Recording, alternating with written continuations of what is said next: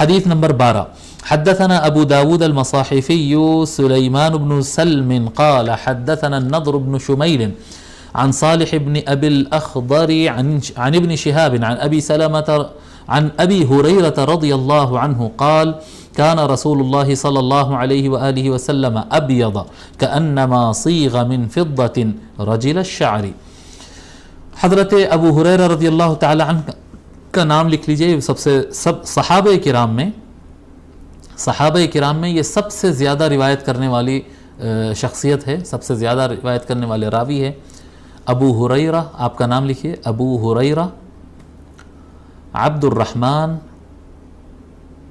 بن صخر الدوسی.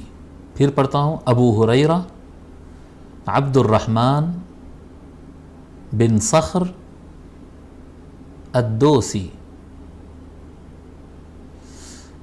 صحابہ کرام رضی اللہ تعالی عنہ میں, اب جب صحابہ کرام رضی اللہ تعالی عنہ کہتے ہیں تو ہم اس میں مولا علی کے علاوہ ہم کہہ رہے ہیں مولا علی کی روایت سب سے زیادہ ہے. حضرت صحابہ کرام میں حضرت ابو ہریرہ رضی اللہ تعالی عنہ سب سے زیادہ روایت فرمائے.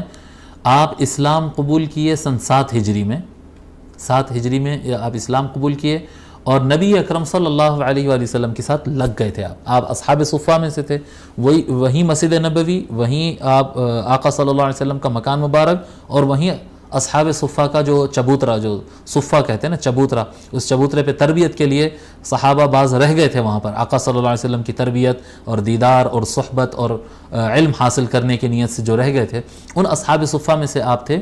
اور حضور صلی اللہ علیہ وآلہ وسلم کے ساتھ بہت وقت گزارتے تھے, یعنی اسلام قبول کرنے کے بعد, اگرچہ کہ وہ 3 سال کا ہی ٹائم تھا لیکن اس میں بہت زیادہ چمٹ گئے تھے, ملازمت اختیار کر لیے تھے. اور آپ سب سے زیادہ روایت فرمانے والے ہیں صحابہ کرام میں. آپ کا انتقال 59 ہجری کو ہوا, 59 ہجری, 59, 60 سے ایک کم, 59 ہجری کو آپ کا انتقال ہوا.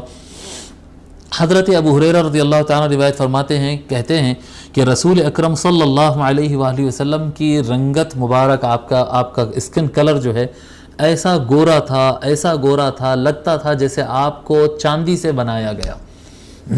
جی, ایسا آقا صلی اللہ علیہ وسلم کا رنگ مبارک ایسا گورا تھا, لگتا تھا آپ کو جیسے چاندی سے بنایا گیا. پھر کہتے ہیں رجل الشعر, اور آپ کے بال جو ہے ہلکے سے کیا کہتے ہیں لچھے دار ہوتے تھے, آہستہ سے, جیسا کہ ہم سابق میں بتا چکے ہیں.